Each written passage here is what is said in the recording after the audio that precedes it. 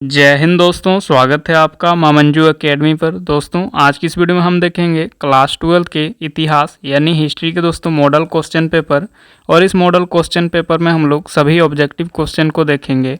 इस साल दोस्तों 2026 में जो बोर्ड एग्जाम होने वाली है, इसमें टोटल 30 ऑब्जेक्टिव क्वेश्चन पूछा जाएगा और बाकी जो रहेगा 22 वो सारा सब्जेक्टिव क्वेश्चन रहेगा। ठीक है, कुल 52 प्रश्न पूछा जाएगा। 52 प्रश्न में से 30 गो ऑब्जेक्टिव क्वेश्चन यानी बहुविकल्प प्रश्न, 4 ऑप्शन रहेगा, उनमें से कौन सा सही होगा उसका आंसर देना है। ठीक है, तो दोस्तों क्लास पर शुरू से अंत तक बने रहिएगा। सभी क्वेश्चन को हम लोग एक एक करके बारीकी से समझेंगे।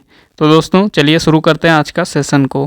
पहला क्वेश्चन है, हड़प्पा सभ्यता में कौन सा पशु अज्ञात था। पहला क्वेश्चन में है, हड़प्पा सभ्यता में कौन सा पशु अज्ञात था। ऑप्शन ए गाय, ऑप्शन बी में है घोड़ा, ऑप्शन सी में हाथी और ऑप्शन डी में है दोस्तों कुत्ता। तो इस प्रश्न का सही आंसर होगा ऑप्शन बी घोड़ा।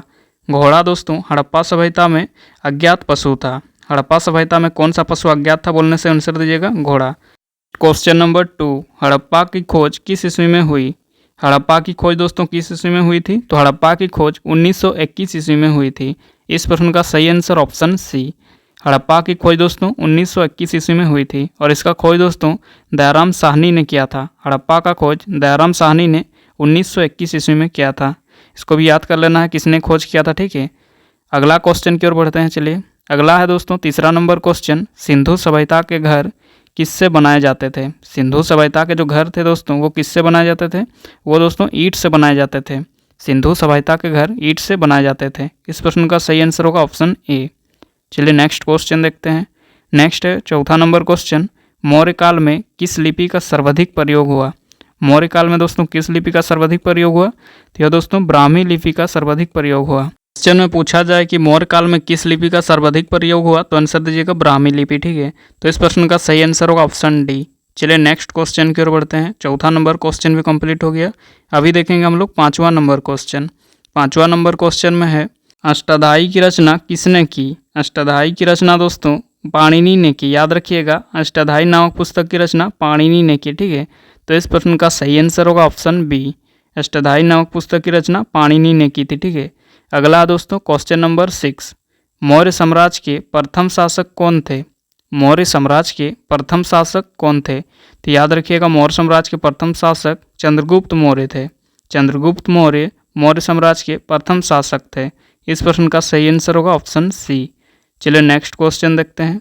नेक्स्ट क्वेश्चन दोस्तों अभी हम लोग 7वां नंबर क्वेश्चन देखेंगे। तो 7वां नंबर क्वेश्चन में है, कलिंग का युद्ध कब हुआ था। कलिंग का युद्ध कब हुआ था दोस्तों। तो कलिंग का युद्ध हुआ था 261 ईसा पूर्व में। 261 ईसा पूर्व में कलिंग का युद्ध हुआ था। ठीक है, चलिए नेक्स्ट क्वेश्चन देखते हैं।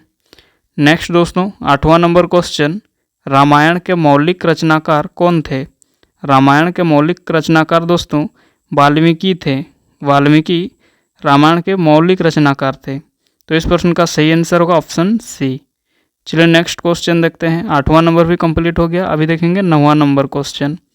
तो क्वेश्चन नंबर 9 में है दोस्तों, महाभारत का युद्ध कितने दिनों तक चला। महाभारत का जो युद्ध हुआ था वो दोस्तों कितने दिनों तक चला था। तो 18 दिनों तक चला था। तो इस प्रश्न का सही आंसर होगा ऑप्शन सी। महाभारत का युद्ध 18 दिनों तक चला था। ठीक है, चलिए नेक्स्ट क्वेश्चन की ओर बढ़ते हैं। नेक्स्ट है क्वेश्चन नंबर 10, जातक कथा में किसके पूर्व जन्म की कथाएं संकलित है। जातक कथा में किसके पूर्व जन्म की कथाएं संकलित है दोस्तों।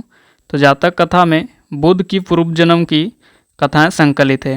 बुद्ध की पूर्व जन्म की दोस्तों कथाएं संकलित है जातक कथा में, याद रखिएगा। ठीक है, चलिए अगला क्वेश्चन देखते हैं। अगला है क्वेश्चन नंबर 11, थेरवाद किस धर्म से संबंधित है। थेरवाद किस धर्म से संबंधित है। तो याद रखिएगा थेरवाद यह दोस्तों बौद्ध धर्म से संबंधित है। बौद्ध धर्म से कौन संबंधित है। तो थेरवाद। चलिए अगला क्वेश्चन की ओर बढ़ते हैं। अगला है क्वेश्चन नंबर 12, रेहला के लेखक थे।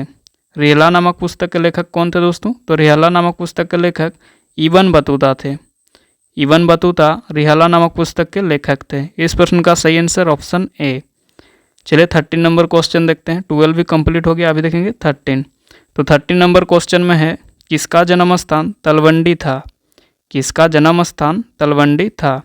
तो याद रखिएगा तलवंडी जन्म स्थान दोस्तों गुरु नानक जी का था। किसका था। तो गुरु नानक का। इस प्रश्न का सही आंसर होगा ऑप्शन बी। क्वेश्चन में पूछा जाए कि किसका जन्म स्थान तलवंडी था, तो आंसर दीजिएगा गुरु नानक।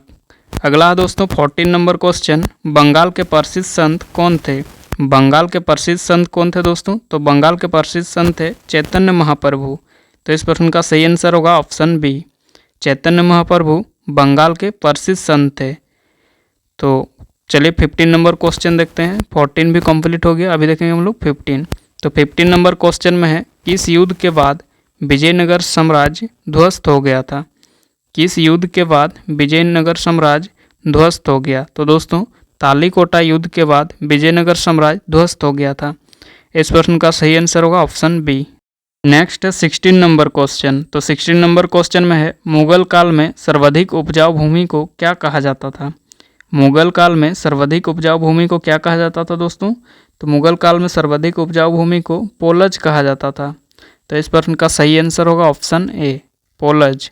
मुगल काल में सर्वाधिक उपजाऊ भूमि को पोलज कहा जाता था। अगला है 17 नंबर क्वेश्चन, विजयनगर का महानतम शासक कौन था? विजयनगर का महानतम शासक कौन था दोस्तों? तो विजयनगर का महानतम शासक था कृष्णदेवराय। कृष्णदेवराय विजयनगर का महानतम शासक था। तो चलिए नेक्स्ट क्वेश्चन की ओर बढ़ते हैं। नेक्स्ट क्वेश्चन दोस्तों 18 नंबर क्वेश्चन है। तो 18 नंबर क्वेश्चन में दोस्तों संथाल विद्रोह किस वर्ष हुआ था? संथाल विद्रोह किस वर्ष हुआ था? तो याद रखिएगा संथाल विद्रोह 1855 ईस्वी में हुआ था। संथाल विद्रोह दोस्तों 1855 ईस्वी में हुआ था। इस प्रश्न का सही आंसर होगा ऑप्शन सी। अगला है 19 नंबर क्वेश्चन, 1857 ईस्वी के विद्रोह में अवध में स्वतंत्रता सेनानियों का नेतृत्व किसने किया? 1857 ईस्वी के विद्रोह में अवध में जो स्वतंत्रता सेनानियों का दोस्तों नेतृत्व किसने किया था? तो इसका नेतृत्व दोस्तों बेगम हजरत महल ने किया था। बेगम हजरत महल ने 1857 के विद्रोह में अवध में स्वतंत्रता सेनानियों का दोस्तों नेतृत्व किया था। अगला है 20 नंबर क्वेश्चन, सहायक संधि व्यवस्था को किसने आरंभ किया? क्वेश्चन नंबर 20 में है, सहायक संधि व्यवस्था को किसने आरंभ किया था? तो दोस्तों लॉर्ड वेलेस्ली ने आरंभ किया था। सहायक संधि व्यवस्था को लॉर्ड वेलेस्ली ने आरंभ किया था। इस प्रश्न का सही आंसर होगा ऑप्शन ए, लॉर्ड वेलेस्ली। अगला है क्वेश्चन नंबर 21, चौरी चौरा कांड कब हुआ था? चौरी चौरा कांड कब हुआ था दोस्तों? तो चौरी चौरा कांड याद रखिएगा 4 फरवरी 1922 ईस्वी में हुआ था। 4 फरवरी 1922 ईस्वी को चौरी चौरा कांड हुआ था। ठीक है, तो इस प्रश्न का सही आंसर होगा ऑप्शन बी। अगला है क्वेश्चन नंबर 22। तो 22 नंबर क्वेश्चन में है, गांधी इरविन पैक्ट कब हुआ था? गांधी इरविन पैक्ट कब हुआ था दोस्तों? तो गांधी इरविन पैक्ट याद रखिएगा 1931 ईस्वी में हुआ था। इस प्रश्न का सही answer option C, Gandhi Irwin pact 1931 ईस्वी में हुआ था। अगला है 23 नंबर क्वेश्चन, स्वतंत्र भारत के प्रथम भारतीय गवर्नर जनरल कौन थे? तो याद रखिएगा दोस्तों कि स्वतंत्र भारत के प्रथम भारतीय गवर्नर जनरल सी राजगोपालाचारी थे। सी राजगोपालाचारी स्वतंत्र भारत के प्रथम भारतीय गवर्नर जनरल थे। तो इस पर उनका सही आंसर होगा ऑप्शन बी। चलिए नेक्स्ट क्वेश्चन देखते हैं। नेक्स्ट 24 नंबर क्वेश्चन, भारतीय संविधान में संसदीय प्रणाली किस देश से ली गई है? भारतीय संविधान में संसद प्रणाली किस देश से ली गई है? तो दोस्तों यह ब्रिटेन देश से ली गई है। भारत संविधान में संसदीय प्रणाली ब्रिटेन देश से ली गई है। तो इस प्रश्न का सही आंसर होगा ऑप्शन बी। चलिए नेक्स्ट क्वेश्चन देखते हैं। नेक्स्ट क्वेश्चन दोस्तों 25 नंबर क्वेश्चन, मूल संविधान में कितने अनुच्छेद हैं? मूल संविधान में कितने अनुच्छेद हैं? तो याद रखिएगा मूल संविधान में 395 अनुच्छेद हैं। 395 अनुच्छेद मूल संविधान में। ठीक है, तो इस प्रश्न का सही आंसर ऑप्शन सी, 395। मूल संविधान में दोस्तों कितने अनुच्छेद, ये क्वेश्चन काफ़ी बार पूछा गया, तो याद रखिएगा 395 अनुच्छेद। ठीक है, चलिए नेक्स्ट क्वेश्चन की ओर बढ़ते हैं। नेक्स्ट 26 नंबर क्वेश्चन, विजयनगर की यात्रा निम्न में से किसने की थी? विजयनगर की यात्रा दोस्तों इन चारों में से निकोली कोंटी ने की थी। वर्नियर, इवन बतूता और निकोली कोंटी ऑप्शन में है, तो ऑप्शन सी सही होगा, निकोली कोंटी विजयनगर की यात्रा की थी। नेक्स्ट 27 नंबर क्वेश्चन, नैसार संत किसकी पूजा करते थे? नैसार संत दोस्तों किसकी पूजा करते थे? तो यह दोस्तों शिव की पूजा करते थे। नैसार संत शिव की पूजा करते थे। इस प्रश्न का सही आंसर होगा ऑप्शन ए, अगला क्वेश्चन की ओर बढ़ते हैं। अगला है 28 नंबर क्वेश्चन। 28 नंबर क्वेश्चन में है, इब्न बतूता ने किस पुस्तक की रचना की?